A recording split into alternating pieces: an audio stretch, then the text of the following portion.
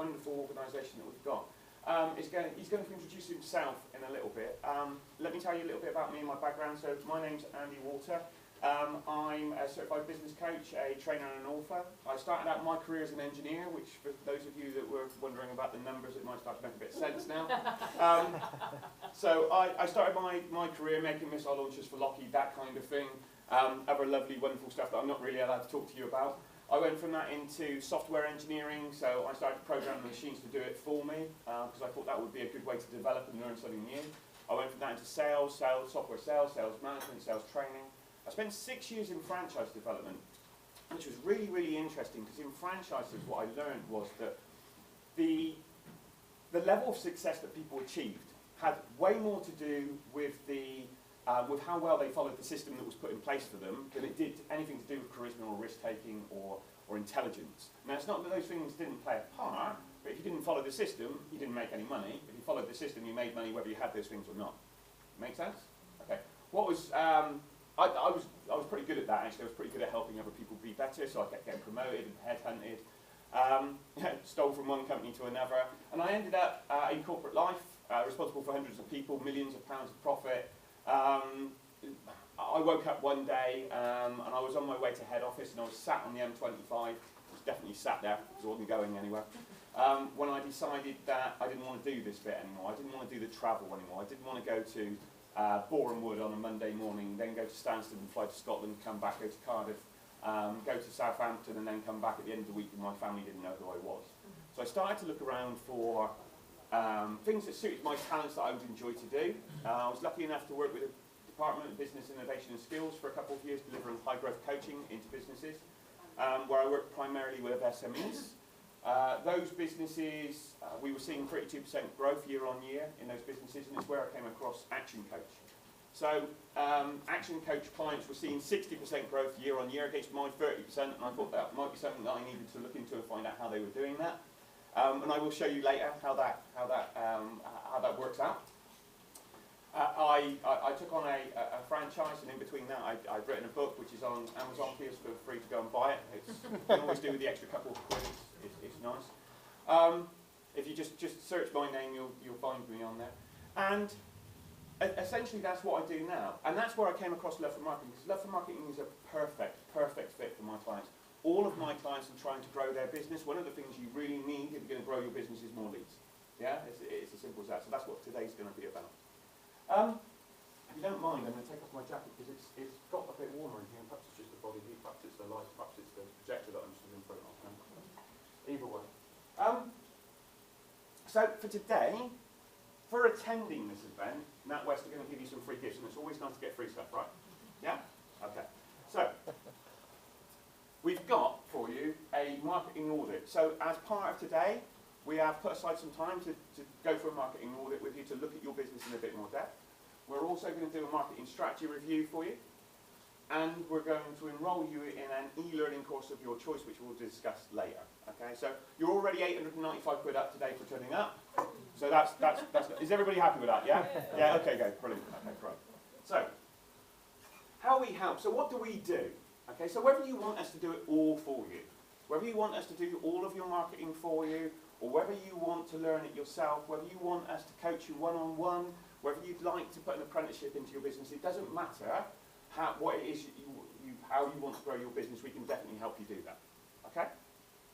Now, let's have a look a little bit, a bit more detail at some of the figures involved in digital and social media marketing. So we saw from the video that there was, I think it was 200 million people in the year 2000. So 18 years ago, 200 million. And there's now 3.7 billion people on the internet. And when you take into consideration that there are certain amounts of very young children and very old people, that's a lot of people when there's only 7 billion people on the planet. Okay? I mean, it's a fantastic amount. It's not just the number of people. Okay? It's how often they use it. It's how frequently they use it. It's how confident people are to now buy things online. I think we were talking about printing online. They just go on, buy it, and they're gone. It's 20 years ago, people were worried about buying things online. Nobody even gives it a second thought now. They just buy it and expect it to turn up. We've almost lost our patience because we want everything now. We want it instantly. It's quick question. Who's got a Facebook account? One person. You don't have a Facebook account. No. One person doesn't have a Facebook account in the room. Okay. If I put 50 people in the room, there'll still be one person in the room that doesn't have a Facebook account. There generally is. Okay. Anybody who thinks Facebook is not the most powerful marketing tool in the world today needs to think again, because all of your people are on it.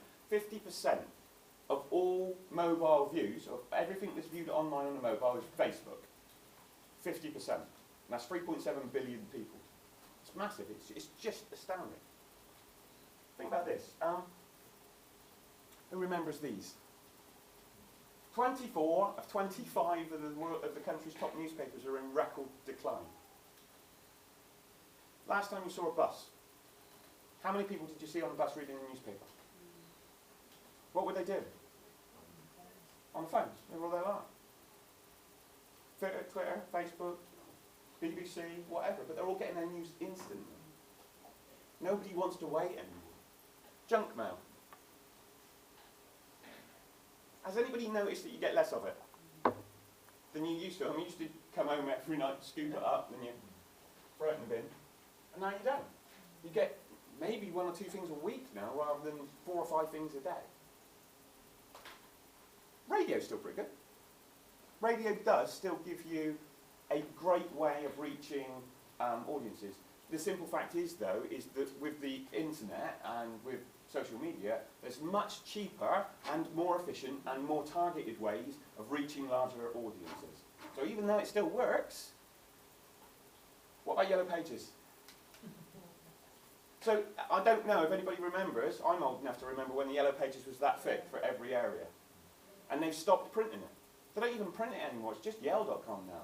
Or yeah, yale.com, isn't it? It shrunk and it shrunk and it shrunk.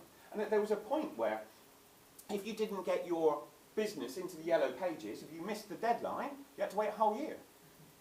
You could go onto your phone right now and register your business on yale.com before I get 3 more slides in. That's how fast it is now. On the other hand, that's what the competition you're up against. It's because everybody else can do that as well. So if a new business starts today, if 4 new businesses start today in your industry, you've got 4 new competitors online today. Telesales. Anyone use telesales? Nobody in the room using telesales. Isn't that interesting?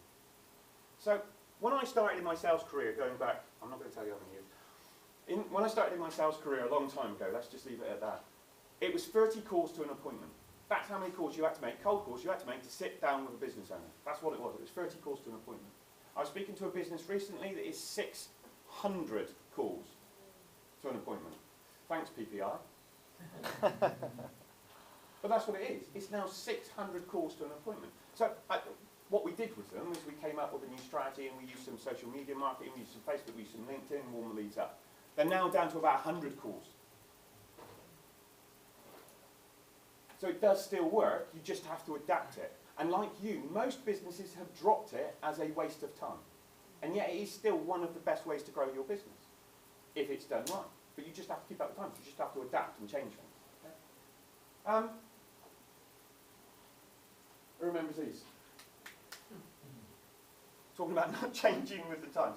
Interestingly, okay, so Blockbuster survived video to DVD.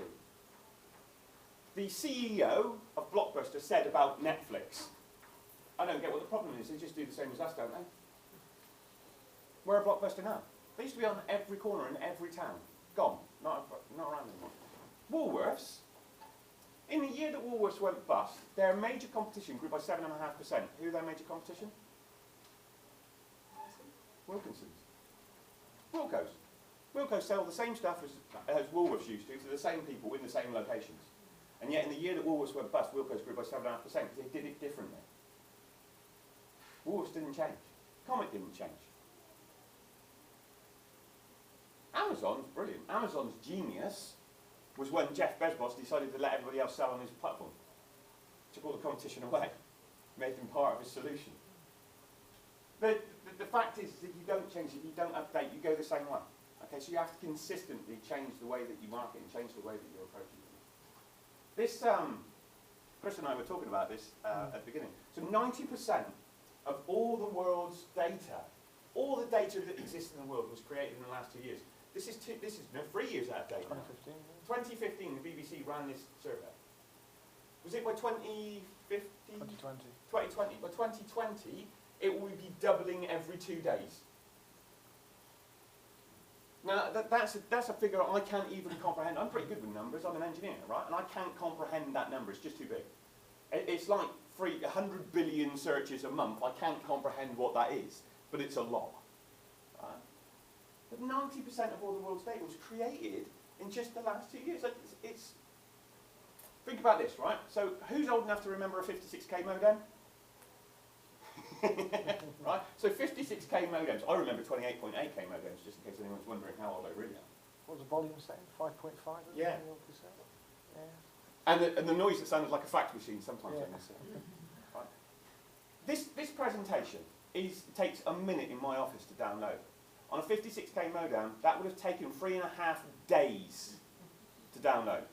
24 hours a day for 3.5 days it would have taken to download that presentation. What will it be like 20 years from today? How fast will it be? How much data will people be getting? Will they be getting your data or will they be getting somebody else's? Oh, I like this one as well.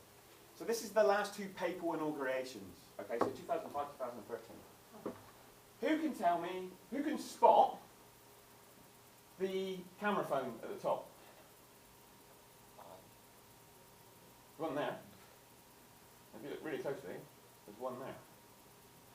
How do you think the people at the top got invited? How do you think they invited their friends along to that event? 2005. Facebook. In 2005? Facebook started in 2004. Oh, okay. Phone call. Phone call. The whole messenger. Phone call or text, probably. It was a phone call or a text. Texts were around in 2005, but only just. It was probably a phone call. How do you think they got invited at the bottom one? That was Facebook. What would be the difference between 2013 and today? It'd all be live streaming on Facebook. Things change, things update, but that's the pace of progress that you're facing. It's just massive. What about these? Who recognises these? Anybody not recognise one of those names? Okay, so the fastest growing bank in the world at the moment has no money. Society One. The largest department store in the world, until recently, had no outlets. None. The largest taxi firm in the world. How many taxis do they own? How many taxis? None. They don't have any. Got no taxis at all. Yet they're the largest taxi firm in the world. Facebook is the world's largest media provider.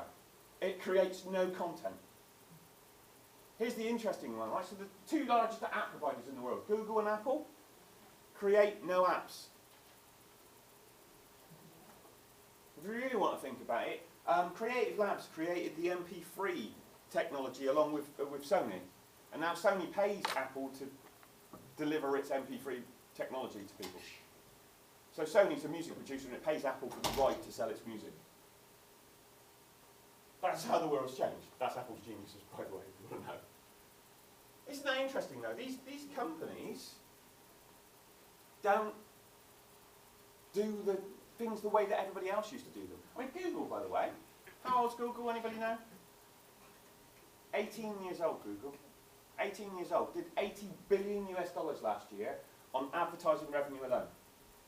It is the biggest app provider in the world, and just on advertising revenue it did 80 billion. 18 years. What's achievable with the internet? So, I would imagine, hands up, if you would like more leads in your business. Good, we are in the right room. I was a bit worried then for a minute. So that's what we're here to talk about today, right? So we're here to talk about getting more leads in your business. It is a problem for all of us, but it doesn't necessarily need to be. Okay, so I want to tell you a little bit of a story about me and about where my interest in kind of digital marketing came about. So, back when I said I got headhunted and I ended up in a big corporate with hundreds of people, millions of pounds of profit. So, I was brought in, and this was around about the end of 2009, 2010, so just as the recession had hit and it was still biting. I was brought on to grow my division, okay? And essentially, what I was told is if I wanted to keep my job, I had to increase profitability and revenue in my organisation, and I did really want to keep my job at that time. Okay, that changed, as I told you, but at the time I really, really wanted to keep my job. So the problem was that we had declining leads, we had little appetite amongst the existing client base to buy anything more, and the proven methods of marketing weren't working as well anymore. So this was a big organisation, lots of stores. The ways that it had been working in the past, which was external signage on the stores and referrals and everything else that had been good, was declining. Okay, we were getting less and less and less leads. So what I decided to try, being a little bit of a maverick, was to divert some of the funds into pay-per-click advertising on Google. I thought, well, we've got to try something, let's just divert a little bit. Okay, so we've got a big marketing budget, let's take some of that and just divert it into pay-per-click advertising. Now, initially, we didn't necessarily see massive improvements, but we saw some. Now, what we learned over time was that as we took those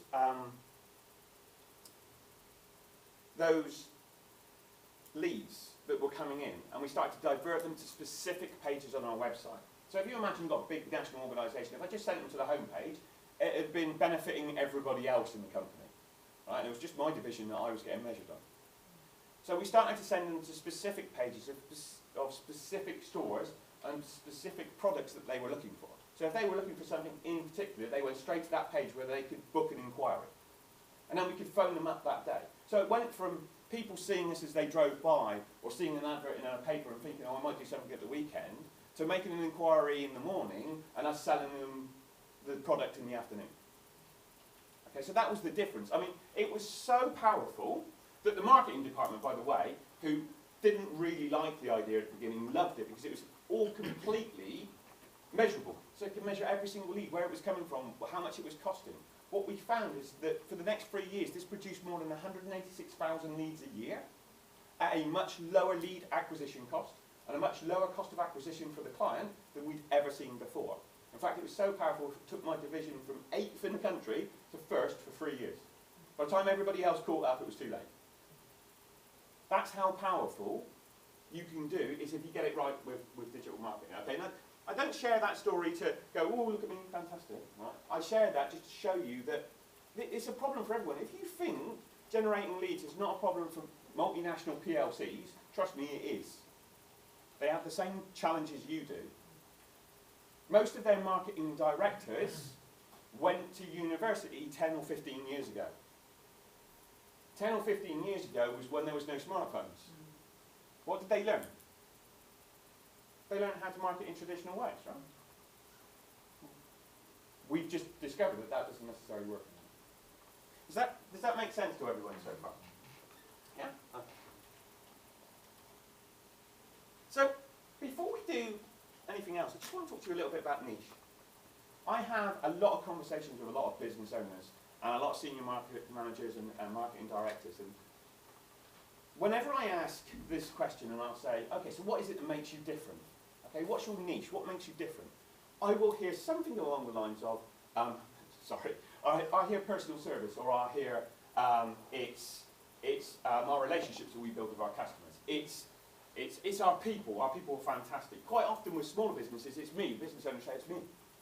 That my customers love me. And I go, that's interesting. Because if most people say it, how is that different?